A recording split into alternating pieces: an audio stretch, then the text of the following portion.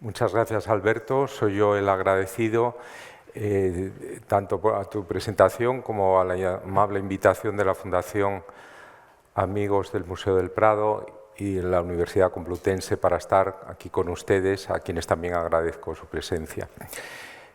Como ha dicho Alberto Pancorbo, efectivamente el retrato podría considerarse que es el género por excelencia en la pintura de Picasso.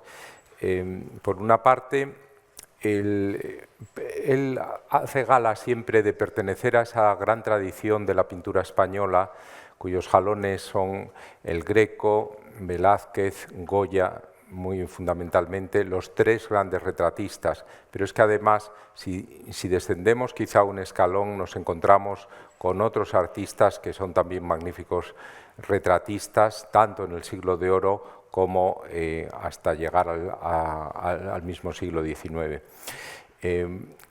Parece que el genio de lo español es un genio como el británico, pero por distintas razones, que tiene una especial atracción por lo específico, por lo individual, pero que es capaz al mismo tiempo de aprender, de captar lo más hondo de la personalidad de la gente, de los representados, de tal manera que los retratistas españoles se distinguen especialmente por su calidad y por su penetración. Y en ese sentido, Picasso es un ejemplo destacadísimo también.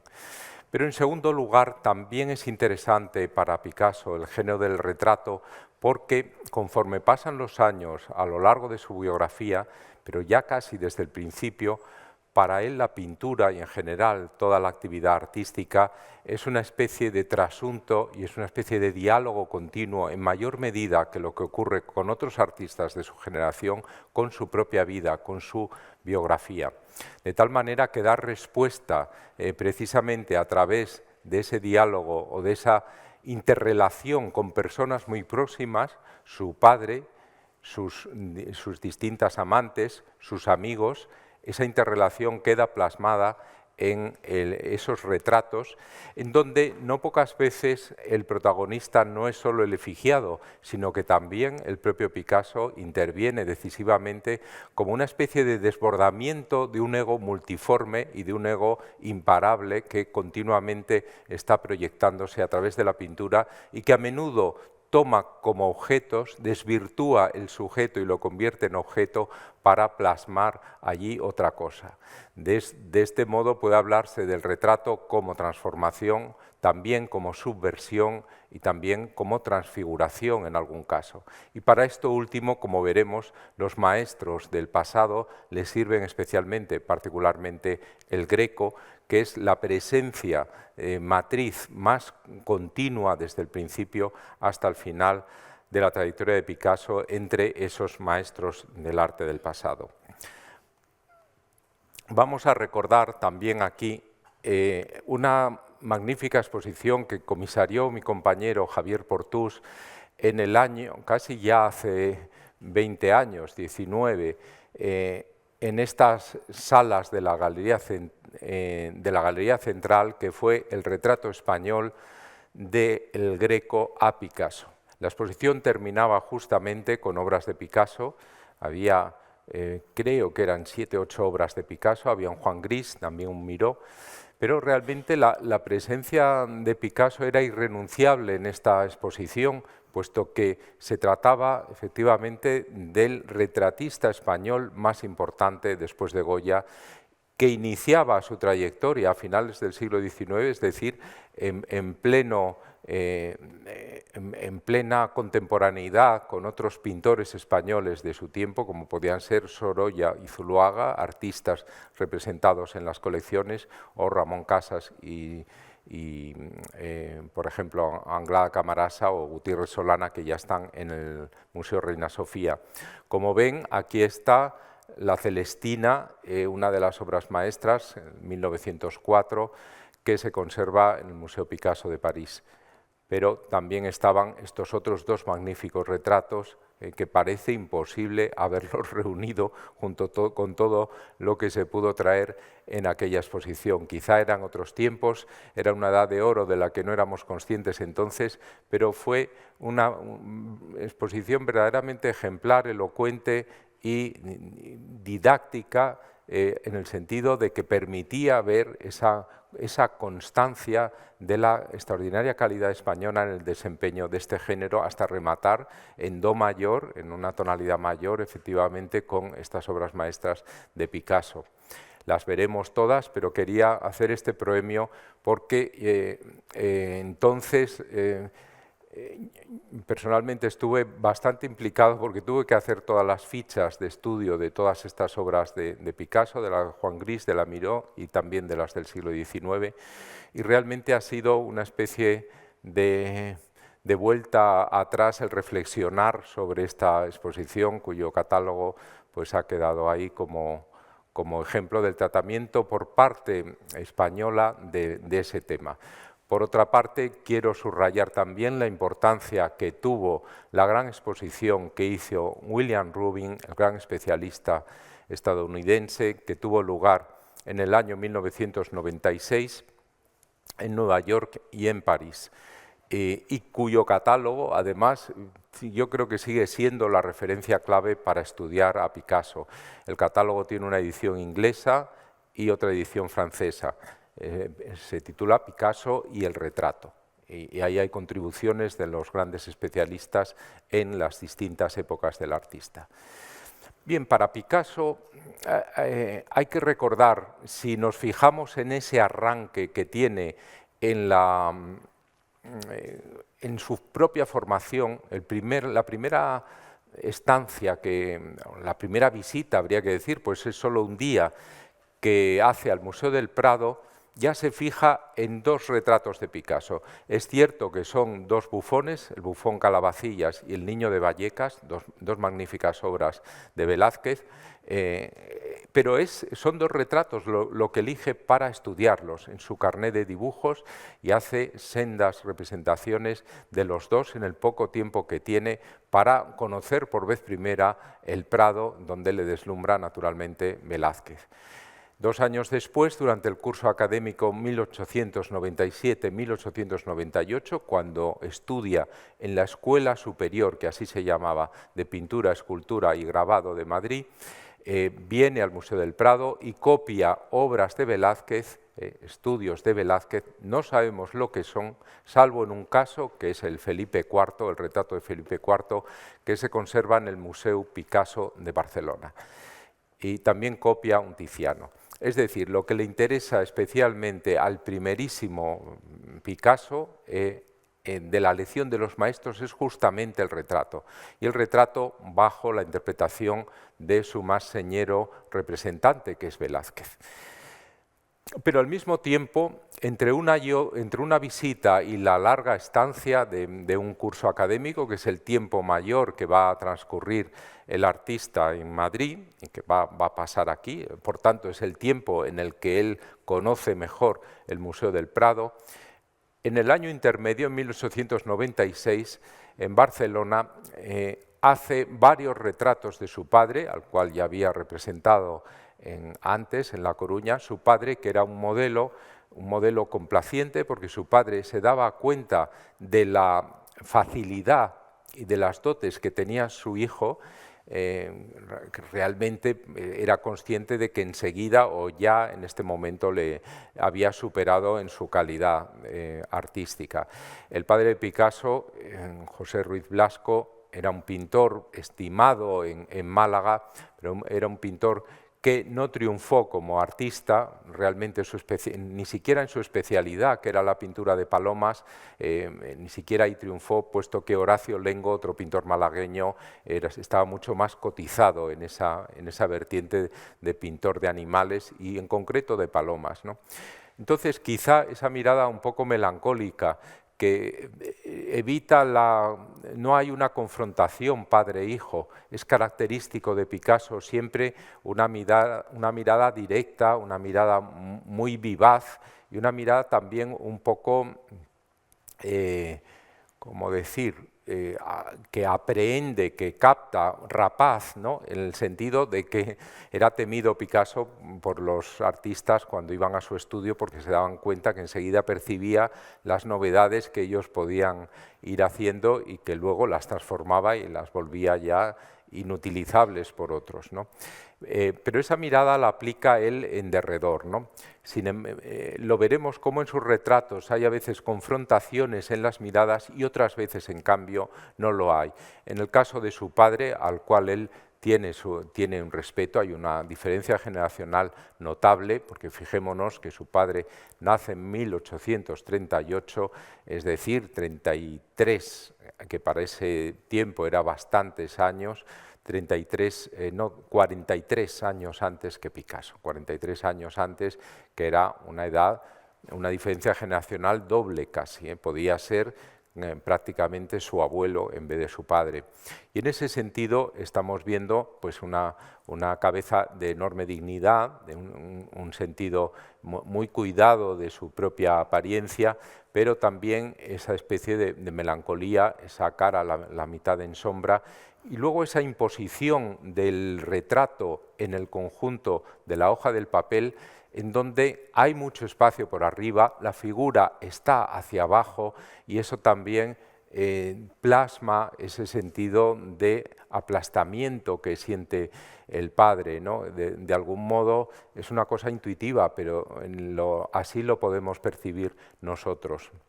También lo pinta al óleo, como vemos en este otro ejemplo del mismo año, donde pues, a través del concurso del color estamos dándonos cuenta de precisamente esa especie de casi introspección melancólica del padre que ya se produce en La Coruña, acentuada por la pérdida de una de sus hijas, una hermana de Picasso que muere en La Coruña, y entre eso y el clima de La Coruña, pues el temperamento, el carácter del padre de Picasso cambió y se hizo más introspectivo que en Málaga.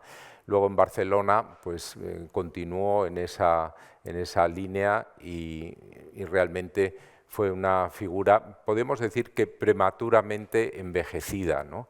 Aquí tenía solo 58 años, pero bueno, ya parece que está en una etapa final, todavía viviría más años, pero sin comprender la evolución final o la evolución parcial de su hijo a partir del periodo cubista especialmente. Pero también a otros miembros de su familia, no tanto su madre, curiosamente, pero sí su hermana o su propia tía, una tía con mucho carácter, como vemos ahí, pintada también en 1896, está vertiendo las lecciones de otros artistas también del siglo de oro en esa búsqueda de tonalidades muy oscuras, que no eran tan habituales en la pintura española de ese momento, que era una pintura mucho más luminosa.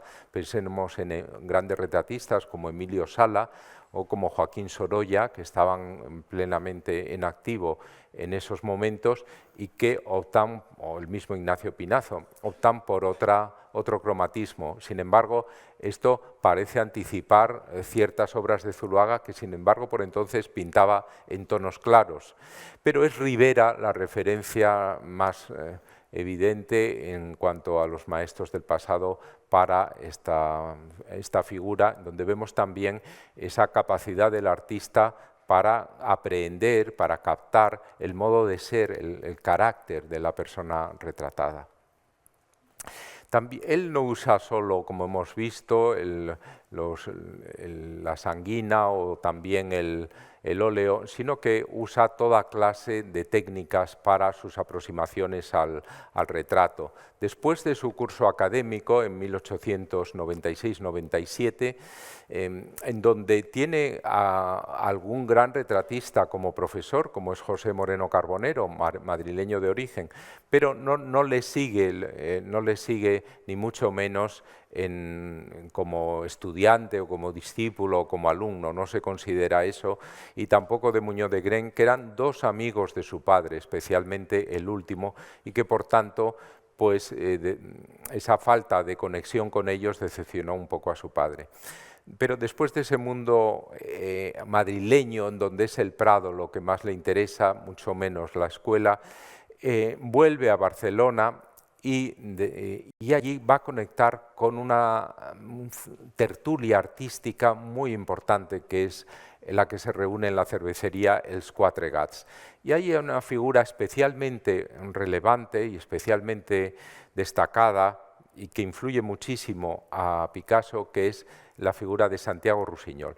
Rusiñol, que era bastante mayor que Picasso, es el personaje que está enmarcado. Esto es muy curioso, es una broma de Picasso que lo hará varias veces.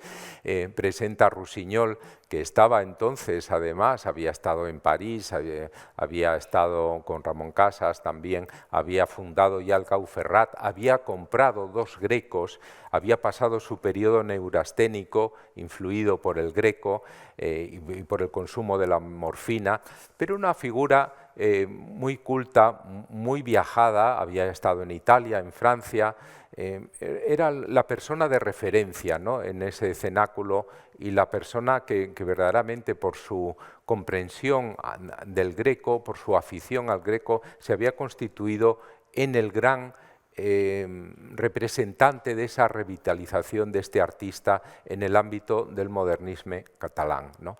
Y en ese sentido, entonces, el homenaje o el guiño que hace a Rusiñol es representarlo como caballero de la mano en el pecho, ¿no?, aunque con sus propias facciones, no con las del caballero.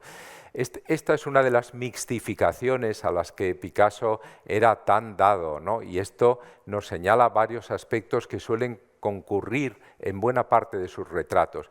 El afán de mistificación, que no tiene por qué corresponder a una realidad, en este caso sí, es oportuno y es relevante, puesto que Rusiñol es el gran paladín del Greco, pero al mismo tiempo ese afán de mistificación puede producir lo contrario, ¿no? Una persona puede quedar destruida en su imagen por la aproximación que hace Picasso de ella.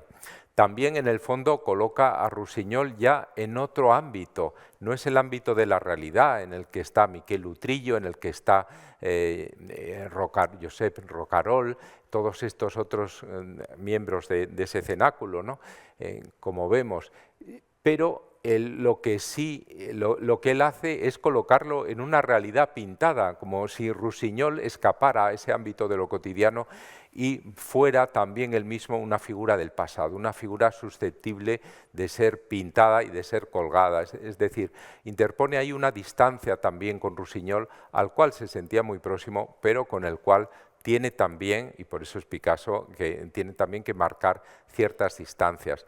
Vemos cómo en estos dibujos a la tinta pues hay una experimentación total, ¿no? No son composiciones unitarias ni mucho menos, sino que son figuras yuxtapuestas en distintos órdenes, y vemos también la influencia del Greco, no solo en la interpretación de Rusiñol, sino en otras cabezas, como por ejemplo esta, ¿no?, que está patente ahí, ¿no? Entre estos dibujos hay 6 o 7 muy influidos por el Greco. Por ejemplo, aquí, personaje realizado al estilo del Greco y otros croquis, ¿no? Estamos viendo también nuevamente el caballero de la mano en el pecho, pero como si ese caballero fuera una especie de caballero español. Y esto es curioso porque va a hacer caballeros de la mano en el pecho, como vemos aquí, en estos años, 1800, finales del siglo, hasta va a recurrir a ellos otra vez al final de su vida en 1969. Con este enorme lapso de tiempo de 70 años, 7 décadas, estamos viendo cómo la presencia de este numen tutelar es fundamental para sus retratos, ¿no?, la presencia del Greco como referencia. No solo los retratos dibujados, sino también los retratos pintados. Ante una serie de ejemplos que estuvieron aquí en la exposición que ha citado antes Alberto Pancorbo, la del Greco y los modernos, donde Picasso era el eje troncal de la exposición, en ella aparecían una serie de óleos como este, en los cuales la impronta del Greco también es muy notable. Es un retrato de un desconocido, pero aquí hay varios aspectos que señalan la aproximación al Greco. La frontalidad de la figura, como vemos, ese fondo también en oscuros, y luego un blancor, una un golpe de luz en una superficie, que en el caso del Greco es la gola,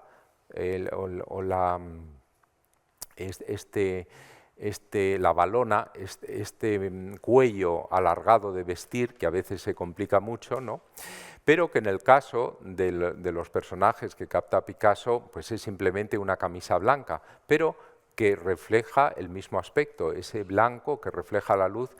Y hay otra cosa también muy característica, que en la técnica del Greco de trabajar por sucesivas capas, primero una capa de preparación de sulfato cálcico, luego otra roja que funciona como imprimación, luego otra capa de primera pintura y luego sucesivamente distintas capas, eso le da a las figuras un aspecto de compacidad y un aspecto como de salir del fondo poco a poco hacia nosotros.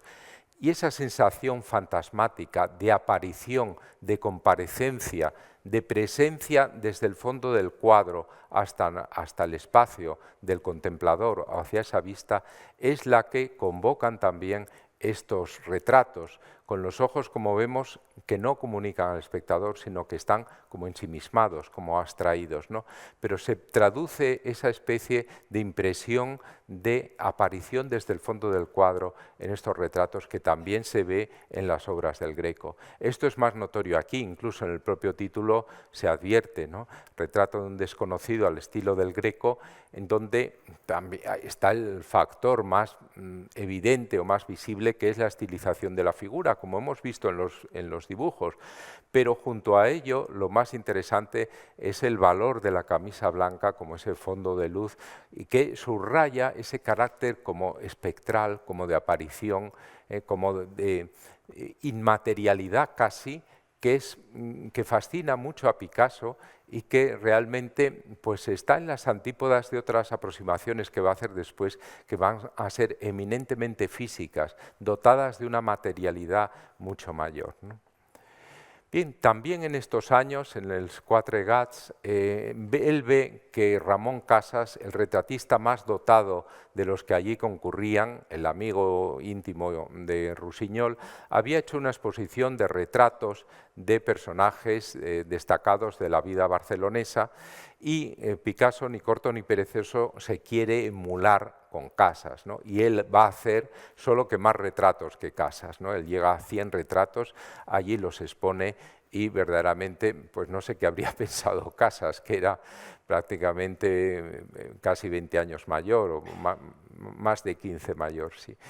Y no sé lo que habría pensado, pero eso a Picasso le trae sin cuidado. El hecho es que él, ante esto es muy característico de Picasso, el medirse con sus contemporáneos y luego el medirse con los maestros del pasado cuando ya no le queda contemporáneo con el cual medirse, porque los ha superado a todos, incluidos Braque y Matisse, ¿no? Y entonces vuelve a los grandes maestros y eso explica las series dedicadas a Delacroix, a Manet, a Velázquez con las Meninas, a Poussin, a David también.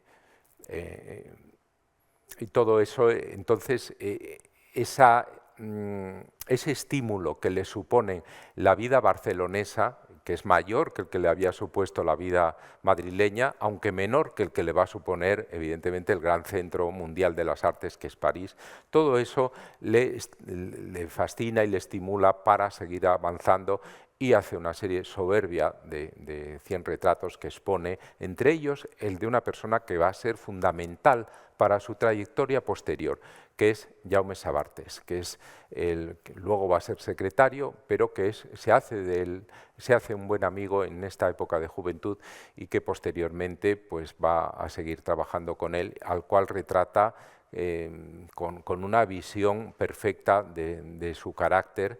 Es un carácter también un poco apocado, un poco tímido, pero un carácter de una persona enormemente bondadosa y que es fidelísimo siempre a Picasso y enormemente leal, ¿no?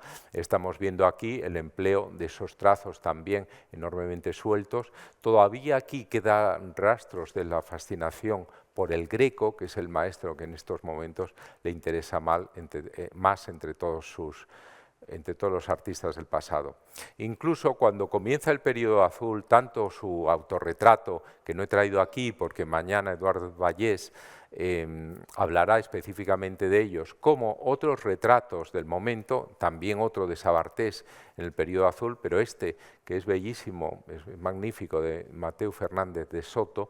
En estos retratos estamos viendo también esa influencia del Greco. El propio Picasso la confesó muchos años después a Brassai, por si las obras no fueran suficientes. Decía, pobre Greco, ahora nadie le hace caso. Esto lo decía en los años 40 avanzados, ¿no?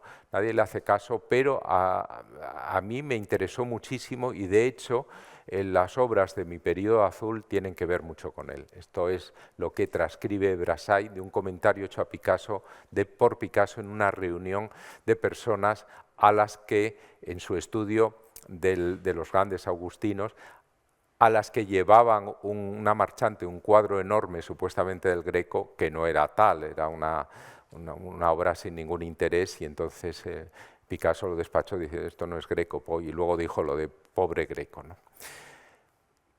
Bien, también en esta obra, La Celestina, estamos viendo una percepción aguzadísima de Picasso, que a veces en algunos retratos, por ejemplo, esta prostituta que ya era Celestina, apellidada Valverde, Joaquina Valverde, era alguien que existía de verdad y que tenía su domicilio en la calle del Conde de Asalto, en Barcelona.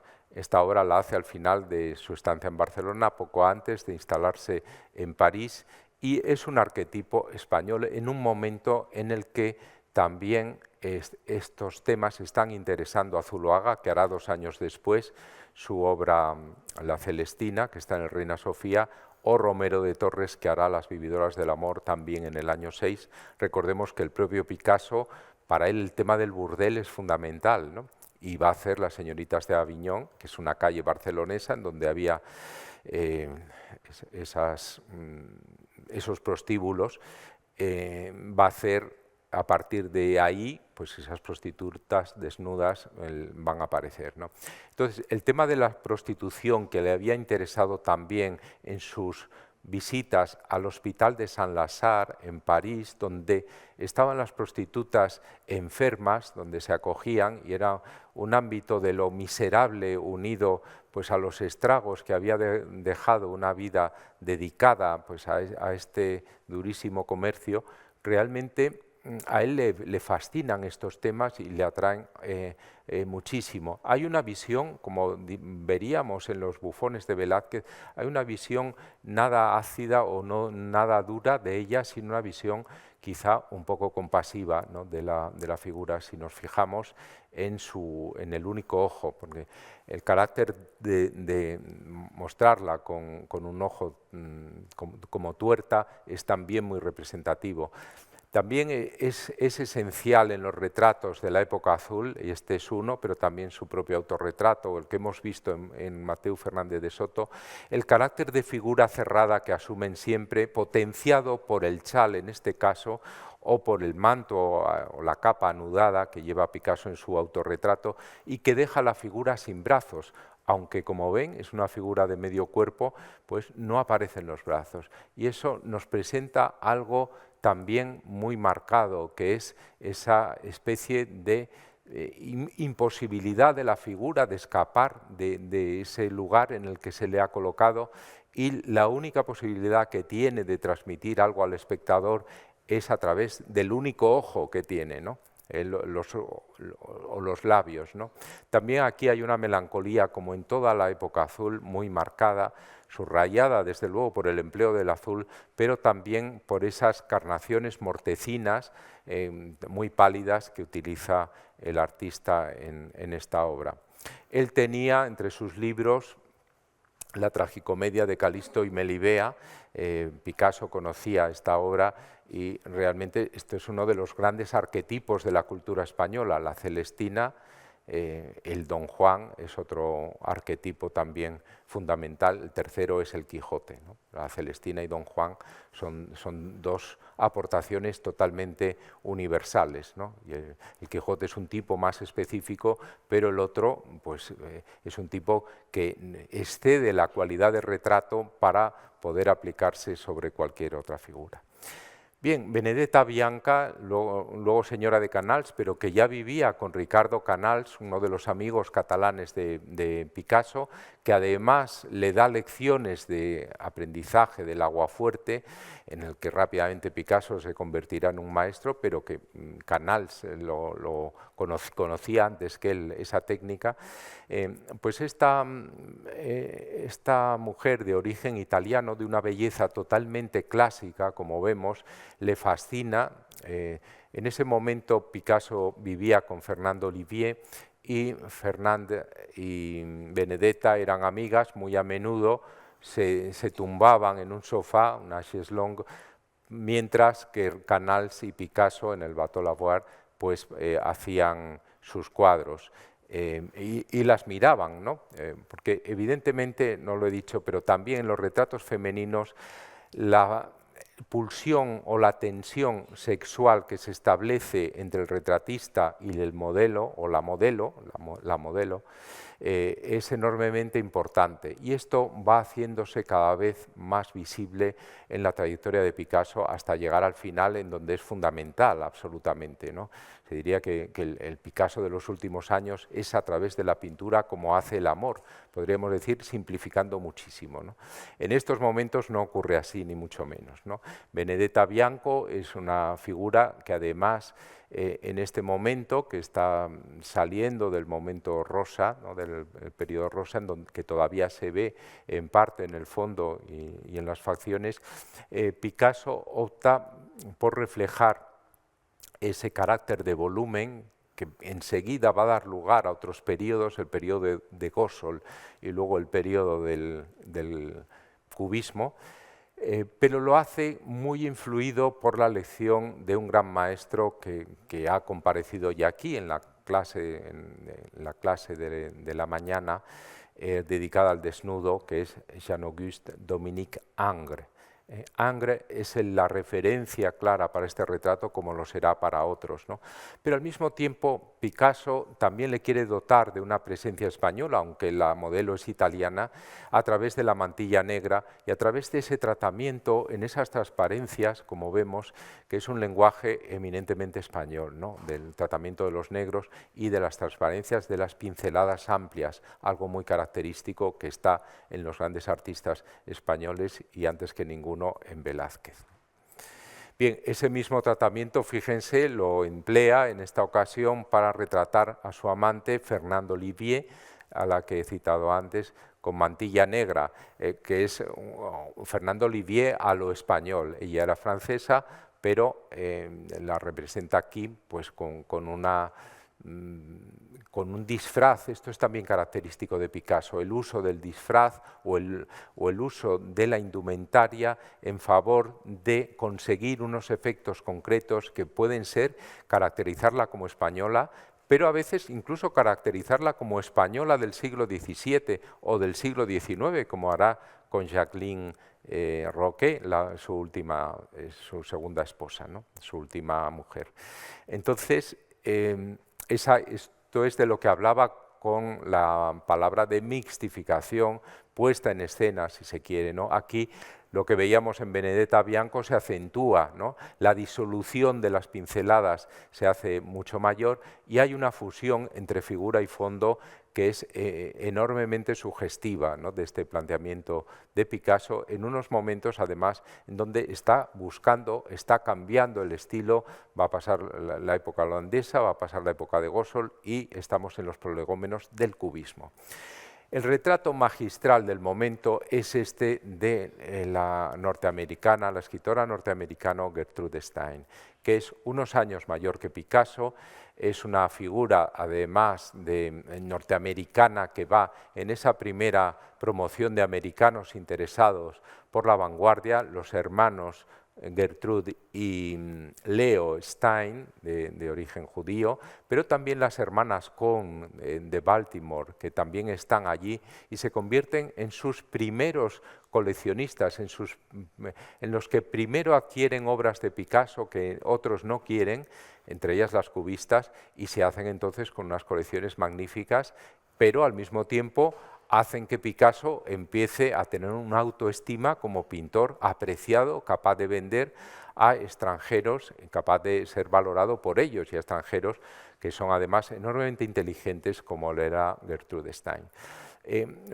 Para el retrato de Gertrude Stein vemos cómo Picasso utiliza otra práctica que a veces es frecuente en él, que es el asedio a un motivo una y otra vez, sistemáticamente, pertinazmente, tenazmente. Esto no lo puede hacer con cualquiera, porque ningún modelo o pocos modelos pueden aguantar 80 sesiones seguidas de copia.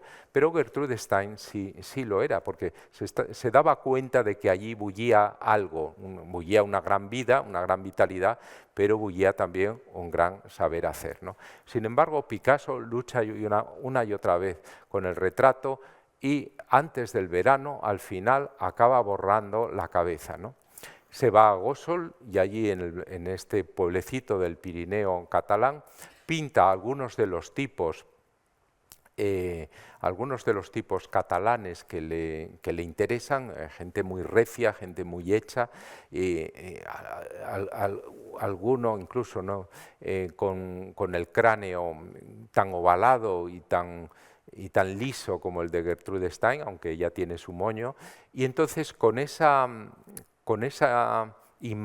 imágenes en la cabeza vuelve a abordar el retrato y esta vez sí lo soluciona. A la vuelta del verano vuelve con Gertrude Stein y soluciona perfectamente el retrato, como estamos viendo aquí, ¿no? El retrato es una obra maestra. Realmente aquí Gertrude Stein, cuando habla de él, dice que fue gracias a ella fue el elemento catalizador de que Picasso fuera capaz de trascender de esos periodos irresolutos anteriores al cubismo, entre ellos el rosa, o estas épocas de transición de las que he hablado, la holandesa o Gósol, fue capaz de pasar de ahí a los precedentes, al proemio mismo del cubismo, en el cual evidentemente se sitúa aquí. A partir de aquí ya estamos viendo, si nos fijamos, algunos de los rasgos, perdón, esto lo explicaré ahora, pero estamos viendo algunos de los rasgos característicos del cubismo, como esos ojos con distinto punto de vista, en la dualidad de puntos de vista que aparecía en Cézanne, es más que dualidad, 3 puntos de vista incluso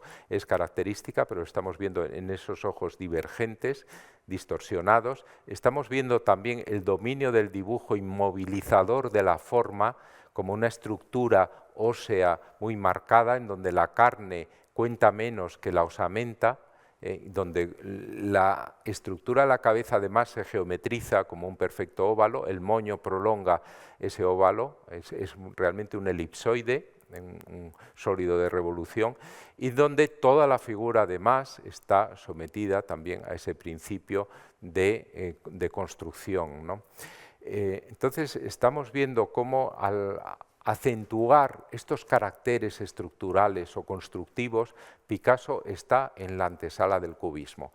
¿Por qué? Porque antes de destruir, de fragmentar, de analizar qué es lo que el cubismo va a hacer, es necesario lo contrario, construir y establecer una forma muy sólida, una forma que luego va a ser el punto de partida para esa destrucción de la forma. También aquí vemos algo muy sutil y que quizá yo lo percibo ahora mejor que hace casi 20 años, ¿no? Que es la atención extraordinaria de Picasso hacia lo particular. Gertrude Stein, en el fondo, acaba presentándonos como una figura universal, es una figura ya que vemos a través del retrato de Picasso, pero una figura muy concreta, era una figura de mujer lesbiana, de mujer que no le interesaban los hombres sexualmente, de mujer interesada, muy inteligente, interesada sobre todo en la escritura, con una con una visión de la pintura que la convierte en alguien muy capaz de comprender el cubismo, mucho menos de comprender, por ejemplo, un arte más sensorial como podía ser el impresionismo, ¿no? Y todo ello confluye en esa apreciación de Picasso, que es capaz de percibir todo eso y de crear esta especie de icono que es enormemente representativo, ¿no? Bien. También, por otra parte, la lección de otros maestros, como vuelve a ser Ingres, en este retrato de Bertin, que era de 1832, tengan en cuenta que había habido en el Salón de Otoño una gran retrospectiva de Ingres en 1905, distaba mucho de ser un pintor sumido en el desagüe de la historia del arte, sino que se había vuelto a poner de moda y había fascinado no solo a Picasso, sino también a Delaine o a Matisse, ¿no? Bueno, como gran pintor que era. Y entonces esa misma pose, con las manos apoyadas en las rodillas, la estamos viendo, esa especie de opulencia. También en parte Gertrude Stein era gruesa, como grueso es el señor Bertin, ¿no? También en parte esa misma visión de corpulencia sentada es la que estamos viendo aquí. Pero Fernand, aunque no tenemos tiempo para poner todos los retratos del periodo de Gossol, Fernand sí que asiste en primera persona a la gran aventura del arte del siglo XX, que es el nacimiento del cubismo. Y Fernand asiste desde el Bateau Lavoir siendo la modelo y la musa de Picasso, nada menos. Dejará 2 libros enormemente interesantes que narren sus experiencias de ese momento, ¿no? Aquí vemos cómo Picasso la retrata en una época en que ya ha pasado del cubismo negro, en donde Fernand suministra también ejemplos, aunque él dice figura femenina, realmente está Fernand detrás, pero enormemente estilizada. Igual que aquí ocurre. Aquí, sin embargo, él conserva el nombre de la retratada, retrato de Fernand Olivier.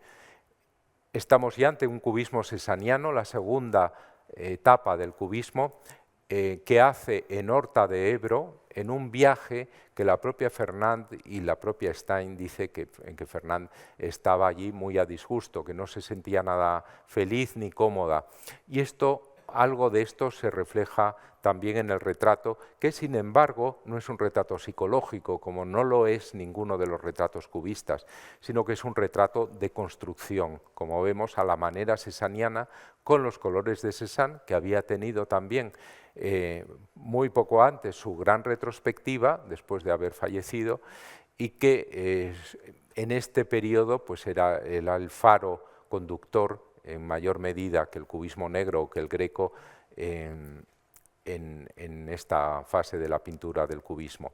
Estamos viendo entonces esa construcción con unos cuantos planos, mucho más que los del Cézanne, desde luego, la técnica de passage que él utiliza no solo en el fondo, estas pinceladas que van pasando de un plano a otro, cambiando levemente de tono, las estamos viendo en el fondo paisajístico, las casas, las montañas, pero también las estamos viendo en las facetas de la propia cara de Cézanne, su cabello, ¿no? Entonces esa técnica le permite a Picasso, los passages, dar una unidad a toda esa descomposición de planos. También muy cercano a este retrato estamos viendo este otro, del año 9-10, ¿no? Iniciado en el periodo césaniano, pero ya terminado casi en el umbral del analítico, donde vemos la gran capacidad de Picasso también como escultor, es el gran escultor del siglo. No nos vamos a detener mucho aquí, pero estamos viendo la equiparación de las dos disciplinas, como por un lado en la pintura es más visible la construcción de un número de dimensiones superior a la de 3, y sin embargo en la escultura, que es en sí misma un sólido que ocupa un lugar en el espacio, ya está determinada por las 3 por las 3 dimensiones, ¿no? No se puede aludir a otra dimensión si no es a través de la descomposición de planos o de la divergencia, como vemos, de las elementos del rostro, la nariz y los ojos y el cabello fundamentalmente. Pero vuelve a ser, aquí en este caso, Fernand, retrato de mujer y esta vez, entre paréntesis, Fernand Olivier. Es muy característico que las tres grandes obras maestras del inicio del cubismo analítico sean los retratos de sus marchantes, Ambroise Vollard, Wilhelm Ude y Daniel-Henri Kahnweiler. Tres figuras de un prestigio vistos desde hoy máximo. En aquel momento el único que lo tenía era Ambroise Vollard. Vollard había sido el gran marchante de Cézanne, lo era de Renoir, lo era de los impresionistas, y era una persona que tenía ya una disponibilidad económica y un modo de vida totalmente hechos y consolidados. Por eso cabe suponer que no posó apenas para este retrato, sino que Picasso se valió de fotografías para él, ¿no? Es imposible pensar que Vollard hubiera hecho como Gertrude Stein 40, 60 u 80 sesiones, ¿no? Entonces vemos cómo en su interpretación de la cabeza se ve más el volumen. El propio Cézanne hizo algún retrato de Vollard y este retrato de Picasso en su frontalidad se parece mucho al de Cézanne. En lo que no se parece es en el resto del retrato, es decir, en la descomposición de todos los planos en donde utiliza ya el procedimiento del cubismo no cesaniano sino analítico. Del cesaniano quedan restos todavía, no en el color, pero sí en el escaso número de planos en el que se descompone la cabeza. Wilhelm Ude era un marchante de origen alemán judío que estaba haciendo sus primeras armas en el comercio artístico y ahí él era, pues, se fija en Picasso, se fija en Marie Laurencin, es amigo de Apollinaire y de un grupo de artistas que enseguida van a triunfar. Él sí que está dispuesto a sufrir distintas sesiones porque él sí cree en la capacidad de renovación de lo que están haciendo Braque y Picasso. Entonces aquí tenemos ya un sentido igualitario de descomposición en el rostro que en el resto de la figura, un cubismo analítico pleno y una ya superación definitiva de cualquier resto de cubismo césaniano, ¿no? Es una de las obras maestras del periodo, como lo es la de Daniel-Henri Kahnweiler. Estamos viendo cómo en la cabeza de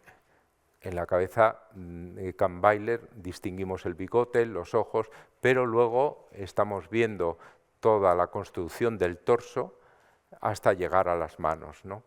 Es decir, un cubismo progresivamente más hermético, progresivamente más difícil de comprender, de reinterpretar, pero que exige directísimamente la contribución, el trabajo del espectador, no de un modo meramente perceptual, sino de un modo mental, intelectual, que no todo el mundo estaba dispuesto a hacer.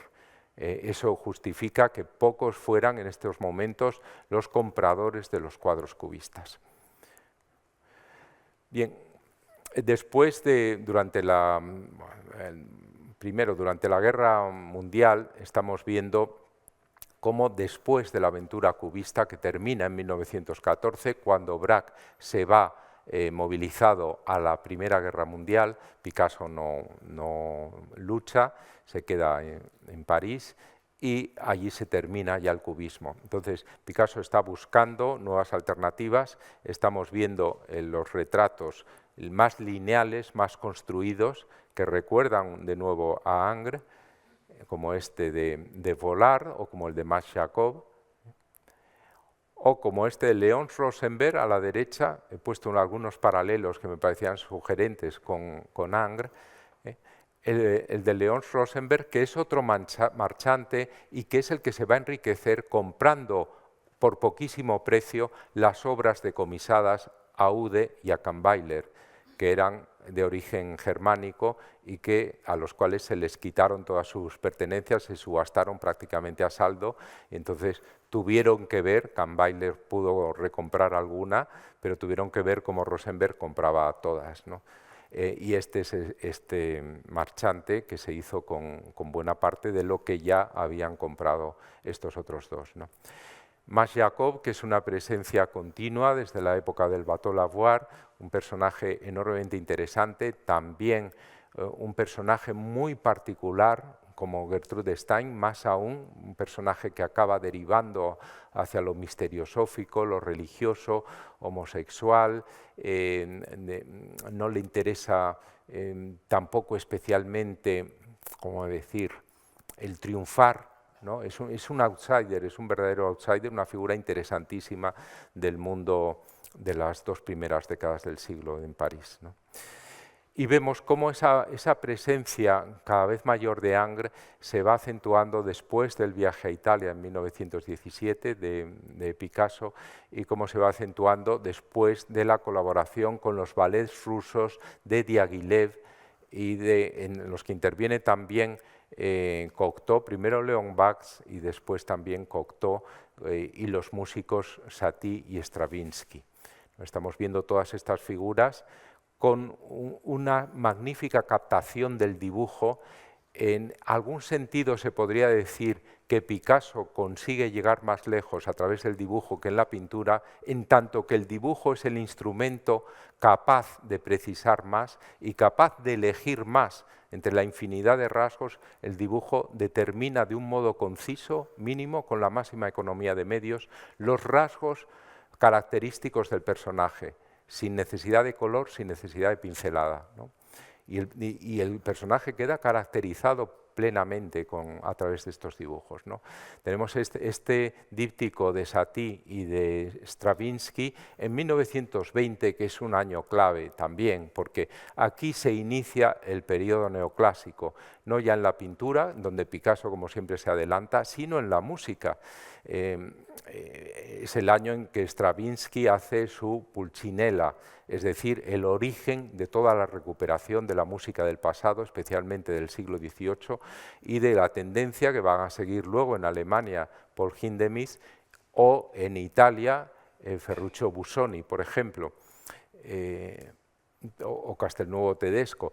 Es decir, que en distintos ámbitos paradójicamente muy mezclados en este momento gracias a la colusión de dos genios que son Stravinsky y Picasso con un tercero que es Diaghilev, en el ambiente que crean Cocteau y que crea también Massin, que es a la vez guionista y actor, en todo ese conjunto donde también interviene Falla con el sombrero de tres picos, es otro de los músicos más relevantes.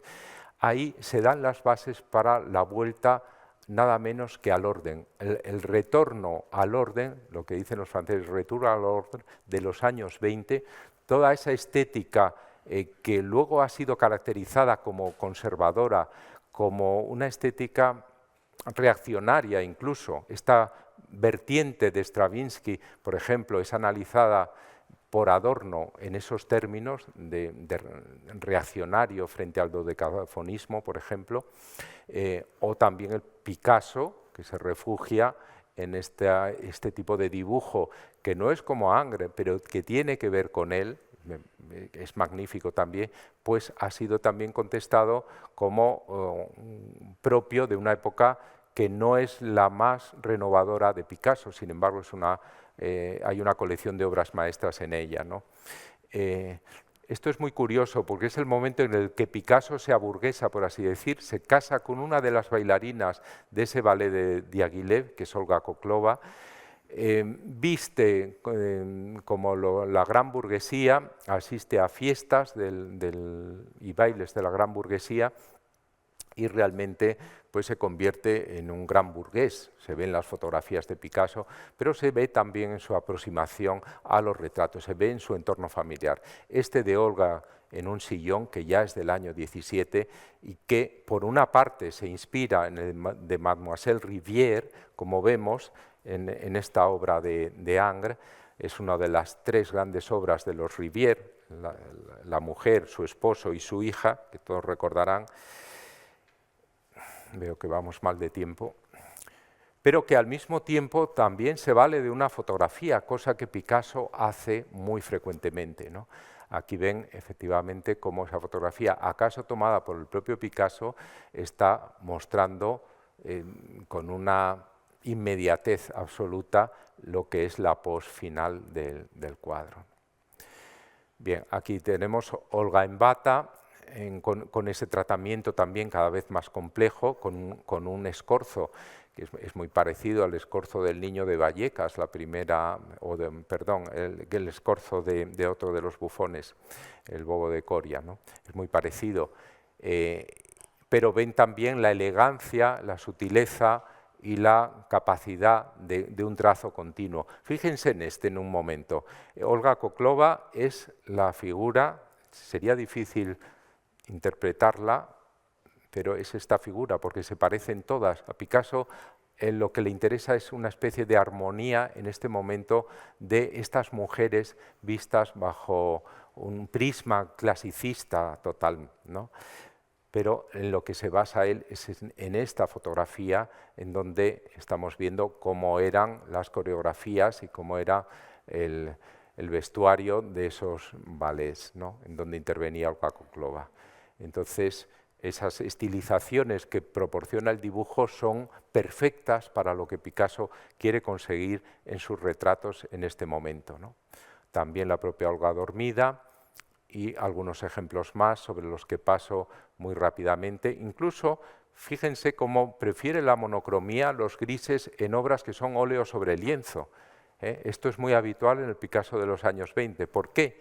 Porque el color contribuye a destacar lo accidental, lo particular, y él quiere mostrar lo esencial, el no color y el dibujo. Así lo consigue en una mayor medida. Retratos múltiples, como vemos, de todos sus colaboradores, entre los cuales está también Clive Bell, el gran crítico formalista británico, junto con sus amigos Cocteau, que es un íntimo, y Satie, que es un músico al cual ya Ramón Casas había retratado en 1891. Es decir, que Satie es el autor de la música del célebre ballet Pagade, que es un poco anterior al de Pulcinella. Y aquí tenemos también la vertiente con Ingres, ¿no? Olga cosiendo, captada en un momento de su tarea diaria, pero que es muy parecido en cuanto a imagen al espíritu de Ingres al retratar a su esposa, a su propia esposa, Madame Ingres. Bien, lo mismo en este interior. También en estos momentos, en las maternidades, Picasso es padre de su hijo Paulo, y es un momento en el que él hace algunas maternidades. Olga no era nada maternal, no era una mujer que transmitiera efusión ni hacia su marido ni hacia sus hijos, al parecer, ¿no? Entonces, el artista lo que hace es, al comprender que Olga no le vale para estas maternidades, que él con su gusto por la pintura italiana del pasado, de las grandes Madonnas, pues se queda fascinado, pues lo que hace es recurrir a una amiga suya y de Olga también, a los Murphy, que es Sarah Murphy, Sarah Sherman de soltera, a la que pinta en Cap d'Antibes en ese momento, en 1923, que tenía 3 hijos y que sí jugaba con ellos, era enormemente maternal, una persona alegre, afectuosa, de tal manera que el trasunto de esta maternidad es mucho más Sarah Murphy que Olga Koklova, lo cual nos da idea de las proyecciones que hace Picasso, porque a él finalmente Olga aparece como una belleza fría, distante, una belleza de la cual el propio Picasso ya ha empezado a distanciarse en esta época, en donde su hijo, pues Paulo, con este bellísimo cuadro que estuvo aquí en la exposición Picasso, Tradición y Vanguardia, este bellísimo retrato, pues verdaderamente le atrae al propio Picasso. Picasso juega en mayor medida que su madre con su hijo, aunque luego no le presta ninguna atención y le maltrata, no recibiéndole en su casa después, ¿no? Pero aquí vemos una imagen bellísima de la infancia. Otro rasgo de los grandes artistas del retrato es que son capaces de pintar muy bien lo más difícil, que es la infancia. Este es el caso de Velázquez con su Felipe Próspero o su Baltasar Carlos, es el caso de Goya y es el caso de Reynolds también. con la edad de la inocencia, y es el caso de Picasso con esta obra, desde luego. La siguiente amante, o la amante que va a sustituir a Olga Koklova, es Marie-Thérèse Walter, que es de origen nórdico, es una belleza, la belleza rubia, la musa dorada, también se la ha llamado por los historiadores, una belleza quizá la más bella de las mujeres que trató Picasso, de gran estatura, de porte monumental, y a la cual siempre Picasso se asocia o la asocia con esta idea curvilínea de una armonía de sensualidad, ¿no? Como estamos viendo. Aquí Picasso recurre a un procedimiento cubista muy frecuente, que es el doble perfil.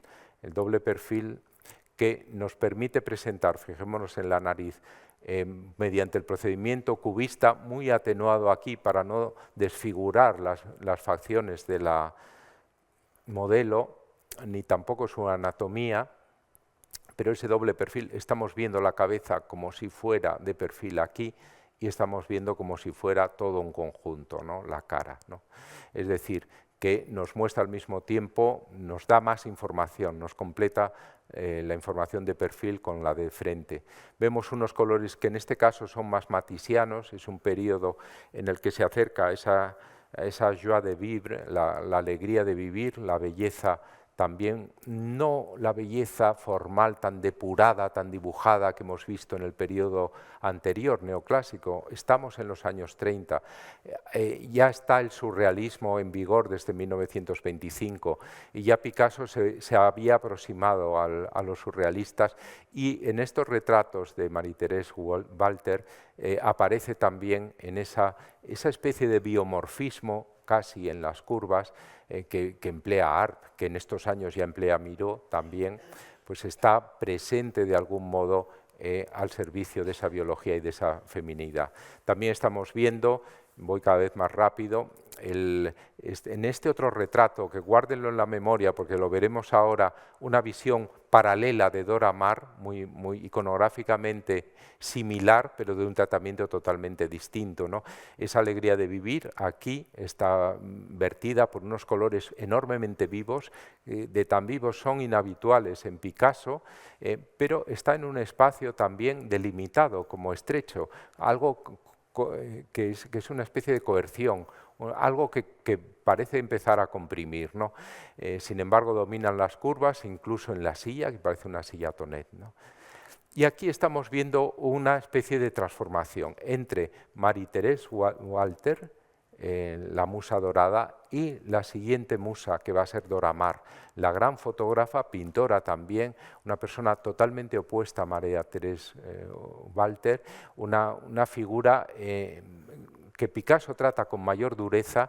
Quizá al principio para Picasso es una especie de persona que simboliza la liberación, como vemos aquí en esta pos dormida, tan diferente a la de Olga Koklova, ¿no? Que estaba mucho más rígida. Sin embargo, esta persona vemos que tiene algo en los años 30, es una persona libre, es una persona creativa, ¿no?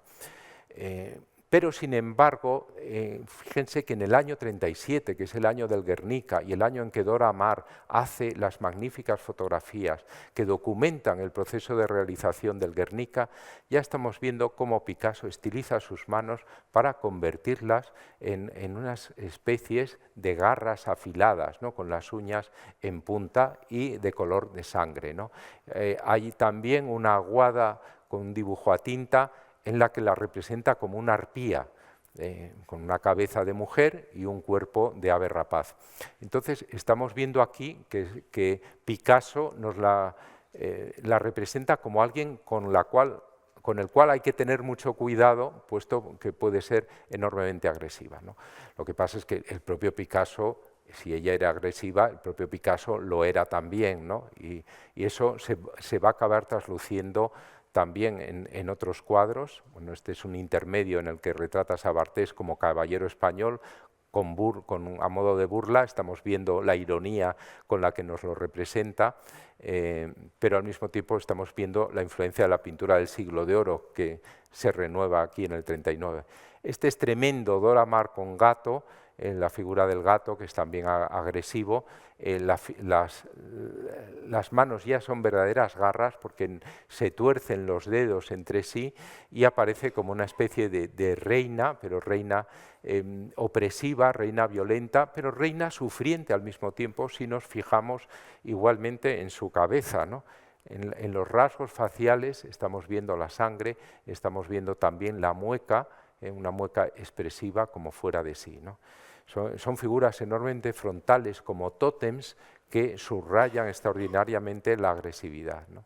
Y esta, que la habrán visto aquí en el Kunstmuseum cuando se presentaron 10 obras de Picasso, en donde recuerda por un lado a Cranach, está en el taller de los grandes agustinos, en la calle donde hizo, en el gran estudio donde hizo el Guernica, tiene las mismas vigas en el techo, pero fíjense cómo la silla se convierte casi en una cárcel, cómo las manos están mostrándonos la impotencia de la propia figura, de salir de esa especie de prisión, y cómo los muros se cierran uno tras otro para constituir pues, esa prisión en la que la infortunada artista acaba por vivir. Ya saben que después de romper con Picasso, pues acaba sus días en un sanatorio psiquiátrico.